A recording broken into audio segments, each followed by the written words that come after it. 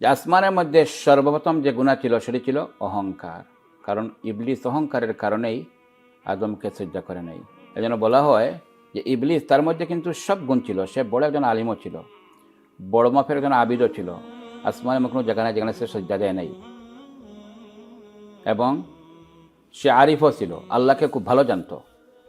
Even যে সময় তাকে জাহান্নাম থেকে বিতাড়িত করা হয় সে সময়ও সে আল্লাহকে ভালো জানে দেখেই ওই টাইমেও সে একটি অ্যাপ্লিকেশন সাবমিট করেছে, কি আংজিনি লা ইয়াউমি ইউবাসুন, আল্লাহ আপনি আমাকে হায়াতটা লম্বা করে কিয়ামত পর্যন্ত আমাকে হায়াত বাড়িয়ে দিন।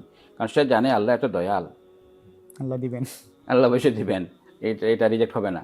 আল্লাহ কবুল করে নিলেন, জি, কারণ সে জানতো আল্লাহকে, যে সে আল্লাহর মারিফত তার সে তার ভালো জানা জানা ছিল। ছিল। একটি জিনিস তার মধ্যে অভাব ছিল, আশিক, সে আল্লাহর এশক তার মধ্যে ছিল না, আল্লাহর মহাব্বত, আল্লাহর এশক তার মধ্যে ছিল না। আজও আমরা দেখি অনেক লোক কোরআন সুন্নার স্লোগান দেন যে আমরা উলামায়ে কেরামের কাছ থেকে নেব না, আমরা ডাইরেক্ট কোরআন সুন্নাহ থেকে নেব। আছে না এরকম লোক? জি জি আছে। আবার বলবে তোমার দোয়া তুমি করবে, উলামায়ে কেরাম যাবে কেন? বলে না? জি বলে। তো এরা কিন্তু মূলত কোরআন সুন্নাহর দোহাই দিলেও আমরা যেভাবে আমার প্র্যাকটিক্যাল লাইফ থেকে যেটা আমি দেখেছি, তাদের মধ্যে কিন্তু হুব্বে রসুলের ফ্লেভারের যথেষ্ট অভাব। জি